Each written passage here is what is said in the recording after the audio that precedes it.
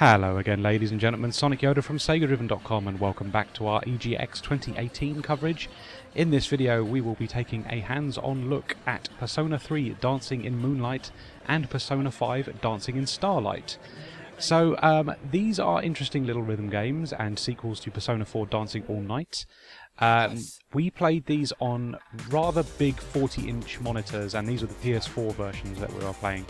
And most of my issues with both of these games stem from the fact that I was playing them on such a big display. They'll also be available digitally on Vita, and this is probably the best way to play them, to be honest with you. I much prefer that sort of game, the touchscreen gameplay of the Vita version that I'm familiar with Persona 4 Dancing All Night. And yeah, I think it would transfer very well for these. So adjusting to the physical controls isn't particularly difficult, it's got to be said, but having such a large display leads to a lot of issues that I wouldn't really have on a smaller screen. So for example, you can't really see all the notes at once when you're sitting in front of such a large display.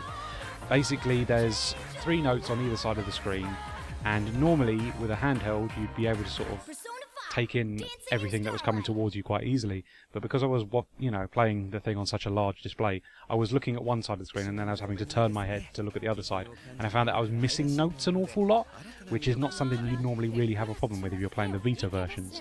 So yeah, not great. If you're going to play the console versions, I think you really need to put enough distance between you and the monitor to be able to really absorb everything that's happening on screen. Otherwise you're going to have the problem that I had at the event, which was I was missing notes because I was looking at one side and absolutely being oblivious to what was happening on the other side. So yeah, not the best way of playing it, unfortunately. But otherwise it's all here, it's all very much in keeping with Persona 4 Dancing All Night. You've got the same single star notes which you score by just pressing a button. You've got the double pink notes which you score by pressing 2 buttons at the same time, and then you've got the green hold notes which you basically hold a button for on the beat, and then as the beat ends essentially, so yeah, you hold it down for a little bit of time in beat with the song essentially. So yeah, it's very much in keeping. You also have the scratch rings, but these are scored with the analog sticks instead. Whereas on the Vita version you obviously sort of swipe the screen essentially, which I prefer, I've got to say, but again I adjusted fine with the analog sticks. It became second nature after a little while. The only new addition I really noticed outside of a completely entirely new songs for each game were that there were these D notes, and the way you score those is by repeatedly pressing the button. So they're sort of, what are they comparable to really? I mean, if you played Taiko no Tatsujin, there's a few notes there where you have to repeatedly press the button to sort of burst a little a thing, and that was sort of what they were most comparable to.